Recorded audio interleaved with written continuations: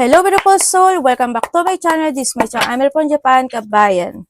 Leo. This reading is for you. Palagi naman natin ito ginagawa. Tingnan natin ang kanyang nararamdaman sa iyo o vice versa tayo. Intention, action, your feelings, and hidden outcome at advice sa iyo ni Universe. Pwede siya kapatid, anak, magulang, karelasyon o pamilya. Anong nararamdaman niya sa iyo? Vice versa tayo. Meron tayong Three of Wands. Ano ang intention? The Empress. Ano ang kanyang action? We have the King of Swords. Ano feelings ni Leo sa tao na to? We have the Devil. Tawa ako dito. And tingnan natin ang hidden. Ikaw ito or siya na connection na ito. We have the Ten of Wands at ano naman ang outcome. Kung sakasakali, universe, we have the 10 and the 10. Odd sa angka, di ba? At advice in this connection. We have the Sun. Okay. And meron tayong 10 and 10, 10, 10. Oh, wow. We have the 10, 10. And we have the Hermit. And the 5. Okay. Okay, Leo. So, nakita ko sa'yo dito is nandun ka sa point of na may mga bagay ka na iniisip this time na you want to recovering it. Ano sa nakakita ko sa'yo dito? Which comes sa point na to, yung iba dito, you are more on focusing to yourself, you are more on focusing sa family mo, you are more on focusing sa mga bagay na gusto mong tapusin this time, nandun sa point na yun, you are more on focusing to achieve something, no? Or mga goals mo this time, nandun ka sa point na yun, no? And then, may marami kang naiisip this time sa nakikita ko sa ito. Marami kang gustong resolbahan, gustong tapusin, no? Sa nakikita ko sa iyo dito, sa iyo. And we have the King of Pentacles, the Page of Pentacles, and the King of Cups, and the Queen of Wands. Puro tao lang, tay. And then when it comes in this card, ang nakikita ko sa iyo dito is meron dalawang lalaki, isang bata at isang babae na connected sa iyo. Pwedeng apat kayo magkakapatid or kung may child ka, ganun din. Or nahando yung point na may dalawang lalaki na nakakausap mo or kinakausap mo this time at may isang bata at may isang babae. No, na maaring itong mga ito is nagkakaroon kayo ng mga conversation when it comes to stability or nahando yung pagtulong mo sa kanila or tinutulungan mo sila sa nakikita ko sa iyo dito. Handun din yung point, ang nakikita ko sa iyo dito is nagkakaroon ka ng advanced thinking when it comes sa mga gusto mong gawin this time. Sa nakikita ko sa ito, para may mga bagong plano or mga bagong layunin ka na pufukusan this time, ano, Leo. So, nakikita ko din dito. And then also, ang nakikita ko dito, handun yung point na na umaasa ka na mag-success yung isang bagay na plano mo. Kung ilan man yung plano mo, no? Yung plano mo this time, gusto mo siyang mag-success sa nakikita ko sa iyo. May paghihintay din ako na nakikita sa iyo na yung one to success. Handun din yung point na after a month, maybe, a 1 month, or maybe sa iba dito, this is a 1 year, siguro handun yung point. There's a victory and success happening to your life sa nakikita ko sa iyo dito. Meron ako nakikita na, actually, sa iba dito, 2 months. No? 2 days, 1 to 2 days, or weeks, or months man yan. Yun na nakikita ko, is may mga manifestation na magaganap o mangyayari sa'yo. Maaring yung hinihintay mo na yon is ma-achieve mo, no? So, nakikita ko dito at may pagtahak ng bagong journey sa iba sa inyo. And syempre, sa mga gusto ng clarity, syempre kukuha pa rin tayo ng mga card tayo. No? If you want something clarity, when come in this connection sa mga mga nagkahiwalay, kukuha pa rin tayo. Tingnan natin, ang kanyang nararamdaman sa iyo is the Three of Wands. Maaring vice versa tayo, ha? Bakit Three of Wands?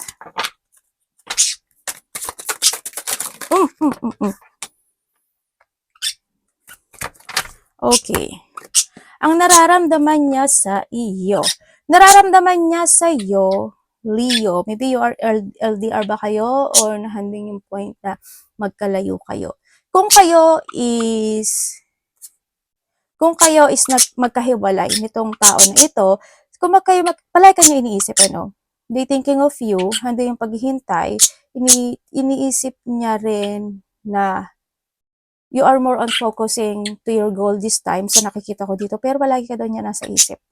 Andun din yung point na nararamdaman niya sa iyo. You're a person na very supportive pagdating sa lahat, no? Pagdating siguro sa family mo, sa kanya, ganyan. You're a person na very supportive. Andun talaga, you always thinking about growth, no? Pagdating sa lahat. Yun ang nararamdaman. You are very adventurous. Ang nakikita ko rin sa iyo dito. Sabi niya, palagi ka daw nag-action sa nakikita ko dito. And kumbaga understanding.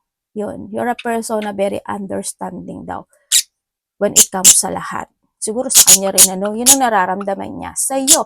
Pero kung kayo naman is magka-connected nitong tao na ito, Leo, handoon yung, na walang third party, no? Na walang third party, supporting each other. Na hando yung point na yun, no? Sa iba sa inyo, may mga time na mas nagiging more on silent ka na lang and binibigay mo na lang yung understanding mo when it comes into your connection. Hindi ko alam why at what happened.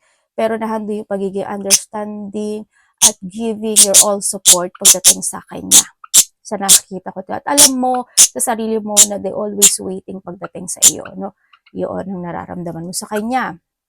You give your all support. Kung kayo naman is may third party, kasi we have the devil card, diba? Siyempre, nahando yung point na you feel na itong tao talaga na ito is, kumbaga, minsan, may mga time na tinatalikuran ka na lang niya, kumbaga, gagawin mo yung gusto mo, ganun, nahando yung point na masyado kang masikreto, masyado kang malihim, gayon. Kaya may mga time na naiisip siguro nito na palagi na lang ba ako maghihintay sa kanya? Palagi na ko na lang masyang iintindihin? Palagi na lang bang ganito? Palagi ako na lang susunod sa kanya? Parang nahandun yung point na yun, sa pagkakaintindi ko dito sa kanya dito. Kailangan, siya lang ba yung masaya? Kailangan ba ganito? Kailangan ganyan? Yun. Ang kanyang nararamdaman sa iyo. May pupo pa. Tingnan natin ang kanyang intensyon. Yan nga natin to. Ang intention niya sa'yo is the Empress.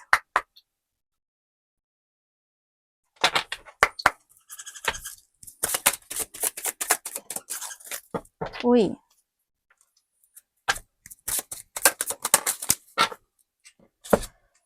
Okay, intention niya sa iyo, kung kayo is nakahiwalay, nitong tao na ito, intention niya sa iyo, sinasabi niya dito na still interesting pa rin siya pagdating sa iyo, no? O vice versa. Interesting pa rin siya sa iyo, interesado talaga siya sa iyo. Ang they feel talaga dito na sa sitwasyon na parang, alam mo yung parang nagkamali ako, nagawa ko to kay Leo, hindi ko pinahalagahan siya, and then, ang nakikita ko sa hindi pa siya nakaka-move on, pagdating dito sa connection na ito. Kumbaga, nahabi po sa point na nabigyan ko siya ng, ang dami kong naging kakulangan pagdating kay Leo, ang nakikita ko sa kanya. Parang in-small ko lang siya, yung mga ganon, nahadol sa point na yun. And parang mukhang nagsisisi itong tao na to, no? So nakita ko, they want renewal when it comes in this connection. Intention niya talaga sa'yo is, magkaroon muli kayo ng connection. Kasi feeling niya unfinished tong connection na ito, feeling niya, this is an unfinished business pagdating sa kanya. They want renewal, handun yung love naman, handun yung caring when it comes to this connection. O, diba? Saan kayo? Kasi si Leo, hindi nyo makakalimutan niya. Sabi ganun. Nasa ulit talaga pagsisisi, no? Yun. Feeling emotional siya this time sa nakikita ko sa kanya dito. Ano kayang ginagawa ni Leo? Naiisip niya kaya ako? Yan. Nandun siya sa point na yon sa nakikita ko dito. Masaya kaya siya? Ay, naku, napakasaya. Joke. Ba't ako ate yung sumasagot? Eh, kasi dito nakikita ko sa ano sa card. Yun, nandun siya sa point na iyon. No? Nandun siya sa point na sana pala ganito, sana pala binigyan ko siya ng alam mo, may naririnig akong song, Leo, parang sabi niya, yung alam mo yung kay Bruno Mars, nakalimutan ko, bakit ba nakalimutan ko, pero nasa utak ko siya, parang, ang sabi niya, ah, ah, did I give you what flowers and in your hand? Da-na-na-na-na-na-na.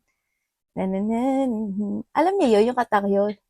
Take me to every party, all you want me to do but dance. Now my baby's dancing, but she's dancing with another man. Babae ka man o lalaki Yon. I know it's hurt. Yon. Ano yun yun? Yun yung nararamdaman niya ngayon.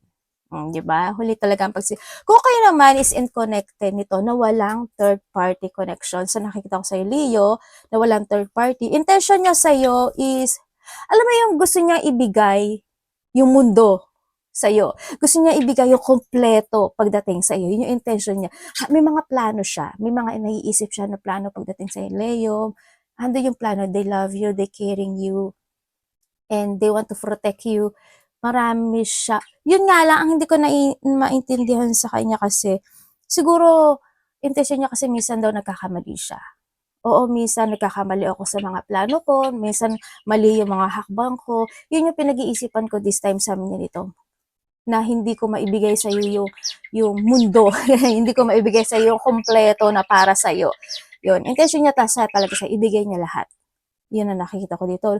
Kung kayo naman is my third party relationship, sa nakikita ko dito, na ang intention niya sa'yo is, dito, iniisip ka naman niya dito sa sitwasyon, iniisip ka niya, oo, nagkakaroon siya ng interest sa iba, no? Kasi may third party naman talaga. Nararamdaman niya sa'yo, may mga times na they feel na parang immature ka. Sinasabi niya dito. Yes ko naman, sino naman hindi magiging immature dito, no? Kung lalo may third party. Baluga ba to? Yan. Intay niya sa'yo ganun. They feel immature. Parang magkaiba. Iba yung, halimbawa, ano ka na? Halimbawa, 30 years old ka, but you thinking about 20s. Ganyan. Nandun yung point na yon. Yun. Ang intention niya sa'yo, hindi rin maganda, no? Kasi they judging you. Sa nakikita ko ito, or maybe hando yung point na ginajudge mo talaga siya. But ka-judge naman din talaga. Sa nakikita ko to. Hindi niya, intention niya sa'yo, they don't want to give you all. Kumbaga, hindi ko maibibigay sa'yo yung binibigay mo sa akin na pagmamahal o pag-aaruga. Hindi ko kaya ibigay lahat. Yun ang sabi niya dito. Kasi nga, yun nga, they play, no? Nagpi-play kasi siya dito sa situation. Tingnan natin yung action niya sa'yo. Ikaw na nakakonect kay Leo. Bakit King of Swords ang kanyang action? Ba't King of Swords ang action mo kay Leo?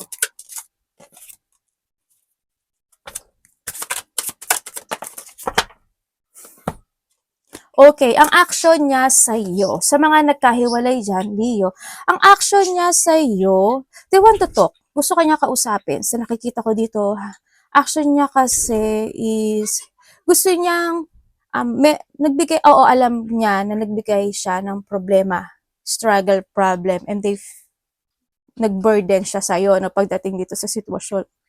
Action niya kasi dito is pinag-iisipan niya pa talaga kung ano yung dapat niyang gawin. Nahando siya sa point na gusto kanya kausapin, may mga bagay siya ngayon na parang sinisiyasat niya. Nagsisiyasat siya.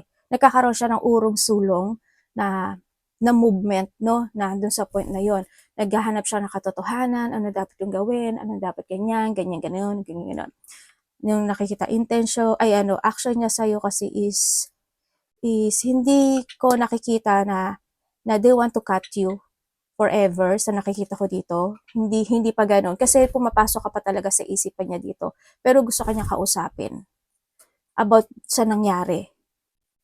gusto niyang i-recover yung connection na ito, kung ano man yung ibibigay mo na decision making when it comes in this connection. But still, gusto ka niyang kausapin and to tell you the truth. Parang nandun sa point na yun. Ano? Kung kayo naman is in connected, na walang third-party relationship, Leo, itong tao na ito, pagdating sa action niya, totoo naman siya, no? Kasi wala kang third party. So, totoo naman siya. Ang kanyang action is, hanggang sa point na tatapusin ko yung naumpisahan ko. Oo, this time is hindi ko maibigay sa'yo yung magandang outcome when it come in this connection. Sa ngayon, yun ang intention niya. Pero, ang sabi niya dito, magiging very devoted ako pagdating when it comes in this connection. O, di ba, saan ka? Yan, magiging very devoted ako when it comes in this connection. Mag-iingat ako, ganyan. Kumbaga, pag-iingatan niya yung connection na ito. Oo, hindi ganon na, kasi of the Ten of Pentacles, hindi ganon na talagang super saya yung connection nating dalawa. Kasi, is may mga time na nagiging mahigpit pagdating sa connection. Pwedeng nagkakaroon ka ng problema when it comes to a money, to a business, o trabaho man yan, or may mga situation na may mga ayaw sa inyo. Halimbawa, yung sa family part niya, or sa family part mo, or yung mga connection niya, or connection mo, di ba? Nando sa, pero, sabi niya dito, magiging totoo at magiging very devoted ako sa'yo, Leo. I do my responsibility pagdating sa'yo. Kung kayo naman is my third-party relationship, yes, meron po. Kasi we have the Ten of Pentacles and we have the Ten of Wands. Meron. Pero ang intention niya sa'yo is, as long as kaya ko na maging totoo when it comes to feelings, kahit masaktan ka, kasi parang nagsasabi naman siya ng totoo no? Oo, may mga pagsisinungaling, kasi nga may third party nga, may pagsisinungaling, pero magiging kumbaga, straight to the point din kasi itong tao na to, no? Straight to the point. Kumbaga, kung may third party talaga. Nandun sa point. Or kung wala man is may mga time na may pakuntsada siya na mararamdaman mo na something wrong, na meron. Nandun sa point na yun. Hindi niya kayang ibigay sa'yo yung forever na nanaisin mo, na gusto mo. Yun ang nakikita ko sa kanya. No? Kasi minsan, handun na rin yung point na sa mga third party, handun yung point na minsan siguro umiiwas siya, or maybe nahandun yung point na ikaw yung umiiwas, nandun sa point. Pero intention niya is, hanggat kaya ko, hanggat kaya ko, nandito ako, para nandun, hanggat kaya ko pa, yan, nandun sa, pero ayaw niyang mangako, di naman to promise eh. Ayaw niyang mangako eh. Ayaw niyang mangako sa ngayon. Na kayo at siya is magi-stay when it comes in this connection. Or ayaw niyang mangako na hindi na siya mabababae, hindi na siya ganito, ganyan-ganyan. Or kung third party ka, ayaw niyang mangako na kayong dalawa forever. At magiging kami ba forever? Pagdating dito sa sitwasyon ko, hindi. Sa nakikita ko dito, hindi ko nakikita. Kasi yung action niya dito kasi is, hindi eh. Hindi ko nakikita yung action niya na magiging forever kayo. Kasi, parang dadating sa point na, pero tingnan pa rin natin yung outcome na, alam mo naman daw yun. Kung sino yung mahalaga sa kanya. Yun ang sabi niya. Parang nasabi niya ata sa'yo. Tingnan natin ang nararamdaman ni Leo. Nararamdaman ni Leo is the devil. Anak, dito ka kasi nakaharang ka dyan. Leo, bakit devil?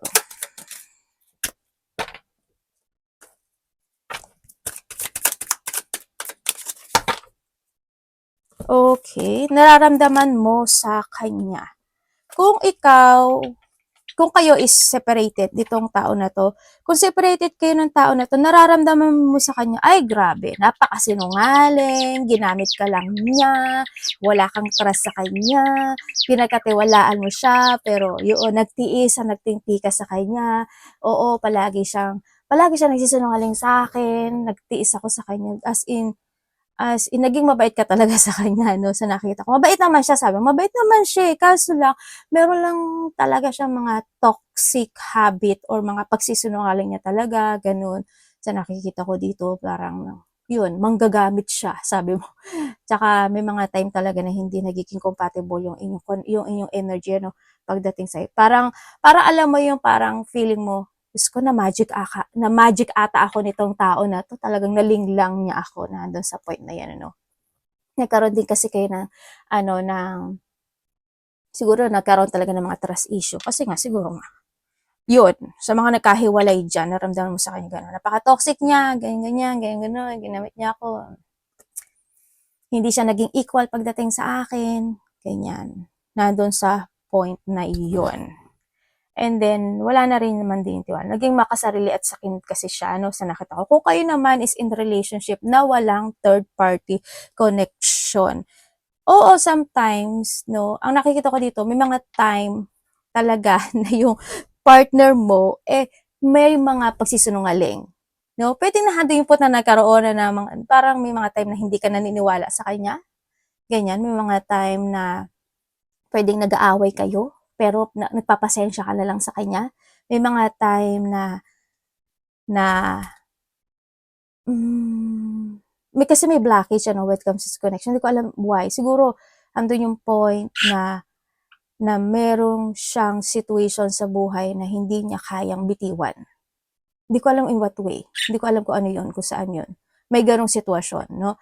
Kung kayo naman is may third party, oo, andito si Devil eh. Oo, may third party talaga, no? Yan, nararamdaman mo sa kanya, ay nako, siya is, yun nga, devil, toxic, makasarili sa Kim, nandito sa point na yun, nandun na talaga yung wala kang tiwala sa kanya, kaya sana hindi naman kayo mag-break up. Pero pinagtsatsagaan mo pa rin siya, ganyan. Pinipilit mo pa rin siyang intindihin, pinipilit mo pa rin ganyan, ganyan. Kahit alam mo sa sarili mo na hindi kanya mahal. Ate, mahal niya. Hindi kanya mahal dito. Hindi kanya mahal. Sorry kung kanino tong energy, hindi kanya mahal. It's more on ano siya kasi handun yung kung may mga third party, it's more on obsession. This is an obsession relationship. Handun talaga yung point tsaka sa tingin ko alam mo no? Sa iba sa inyo, sa tingin ko alam mo. Well, ginagawa naman niya ang lahat pagdating sa iyo. 'Di ba? Or maybe ikaw ginagawa mo yung lahat pagdating sa kanya. Kung lalo na kung third party ka, ginagawa niya talaga yung lahat pagdating sa iyo. Pero kung hindi ikaw ang third party, pero kung ginagawa niya lahat, hindi siya love Actually, obsession lang siya. Tsaka, yun nga, kasi, andun yung point kasi na ayaw kanya mawala. Pero, pagdating doon sa point, kasi dito sa action niya, ayaw ko mag-promise. Yun ang sabi niya dito. Yun ang sabi niya. Sorry yun yung nakuha ko dito Tingnan natin ang hidden na connection na ito. Sa mga third party, alam niyo naman siguro gagawin ito. Anong hidden? Pwedeng ikaw to or siya, no? Ang hidden ng connection na ito. Okay, dito sa nakuha kong energy, sa nakikita ko dito is itong tao na ito, maybe lalaki siya, no? Kasi meron may babae dito. Ang hidden niya dito is itong sitwasyon na to, lalaki man siya o babae. The hidden is nahandoon yung point na kahit nakakaroon siya ng hirap or burden or mga problema na pinagdadaanan, pinipilit niya itong aralin. Parang inaaral niya yung sitwasyon kung paano ito mariresolbahan. May mga sitwasyon, hindi ko alam kung sino ito, sitwasyon na yun. Nandun din yung point na ang hidden kasi dito is nandun yung point na it's more on thinking how to resolve the problem. Yun ang nakikita ko dito. Dito sa tao na to How to recover, to resolve, to success, or nando kasi yung enlightenment. Alam mo yun? Nagkakaroon din siya ng enlightenment in some aspect of life. Ganun. Nando yung napaka very creative nitong tao na to, no? Kumbaga mataba yung utak nitong tao na to. Hindi ko alam kung sino to Yan, nagiging mataba yung utak niya. Nandun siya sa point, anong gagawin ko dito? Okay, ito gagawin ko. Ganyan. matalino siya. Very smart itong tao na nakuha ko, no? Ang ganda naman. Yun ang hidden niya. Marami siyang iniisip how to grow the situation or yung mga creation, ganyan. May mga something want to progress, nandun siya sa point na yun. They learn to grow more in some aspect of life. And then, kung sa may mga third party dito, ay naku po, mangamba ka na kasi hindi lang ikaw yung kausap niya talaga. May mga tao pa siyang kausap. Mahilig kasi siyang mahilig siya makipag-usap sa mga ibang tao. Ano yung outcome na connection na ito? We have the Ten of Cups. Ay.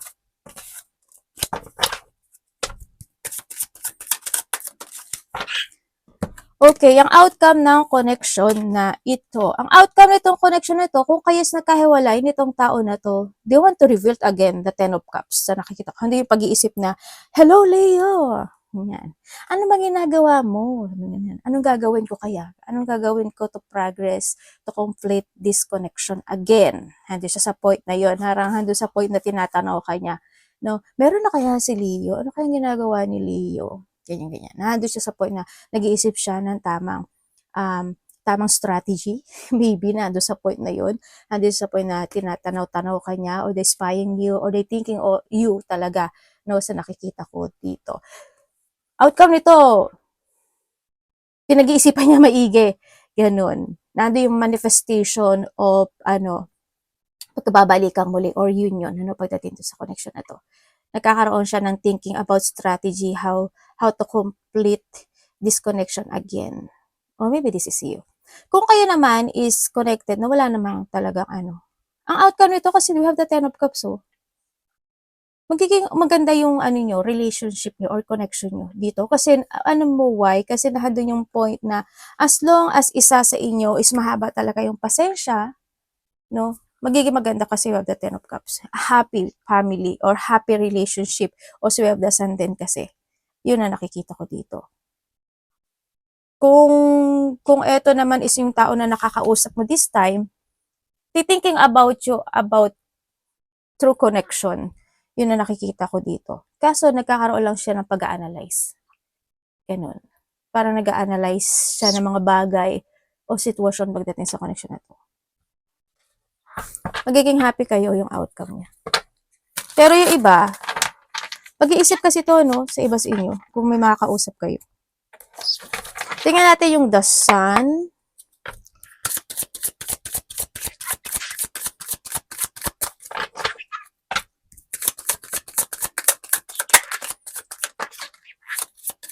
The advice. Okay, when it comes sa advice mo, okay, when it comes sa advice, Leo, mag-focus ka lang daw to a positive way sa nakikita ko dito. Tsaka kung may mga bagay o sitwasyon daw na may mga idea ka na naiisip mo, i-force mo lang daw yon. Focus lang na focus, be creative, kailangan mo daw na mental clarity, huwag ka magda-doubt, no? Huwag ka magda-doubt, tsaka huwag ka ma-confuse or malack of idea o malack of focus. Kasi iba sa inyo, naandun yung point din na maaari nagiging unproductive situation, may mga bagay na gano'n, Kaya ang advice sa'yo is you need to recover the situation or any situation into your life. So nakikita ko dito, positive lang, ang nakita ko, force lang ng force, sa nakikita ko to. Huwag mong isipin na, ay, ganito, ganyan. Ang kailangan kasi dito is, you need to accept the truth na nagaganap o nangyari sa buhay mo. Pero ang kailangan sa dito is movement, or move on. No? Making things happen, kasi meron kang mga kamay, or you have a power to manifest yung mga bagay sa buhay mo, kasi magkakatotoo talaga siya. Mag-ingat ka lang sa iyong mga manifestation sa nakikita ko dito. Yun. Huwag kang manghinayang, ay kasi ito, kasi ganyan. Ang gawin mo is gawin mo yung lakas para mas more kang maging successful in life or mas more mong i-recover yung mga bagay na kailangan i-recover. Move on. No? Acceptance. You need to find peace and heal. I-heal mo yung mga dapat i-heal. Kumbaga, huwag ka lang tumayo at wag ka lang na hindi gumalaw o magawa ng mga bagay kasi nasa sayo ang lahat. tingnan natin ang sa mga nagkahiwalay o sa mga gusto ng clarity.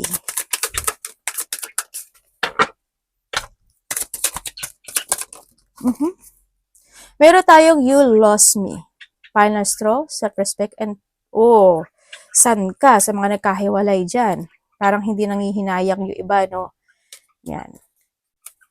Parang hindi yung point na sinasabi nila, ginamit mo lang ako. Sabay na doon sa point na yun, you know? Or maybe siya. And we have the wasn't love. It was a control. Sabi ko na nga, no? Sa iba dito, hindi siya talaga naging love sa mga nagkahiwalay. At alam ko na na-realize mo at the end na hindi pala siya naging totoo sa'yo, na control ka lang niya. Ganyan. Ginamit ka lang niya. Tama naman pala yung sinabi dito. Tsaka alam niya eh. Alam niya dito oh. Alam niya rin, di ba, na ano nyo. And we have the broken trust. Talagang nakita mo na nandun yung trust. Hando na wala na talaga yung trust pagdating sa connection na ito at may nalaman ka talaga na katotohanan. And syempre, nandun yung point na maaring may mga nabuking na situation, ano. Tingnan natin. And ending aren't always ending. Sabi ko sa iyo hindi siya nakaka-move on. Hindi pa siya nakaka-move on sa iyo. You always know the truth. You just refuse to see it. Naloko na. And meron tayong the more one try to hide my feelings, the more obviously they become. Ayan na nga. Sabi ko na nga, be. And I won't lie. Still check off your sometimes. Nag-i-spy siya sa'yo or maybe you're spying this person. Arigato namaste. God bless.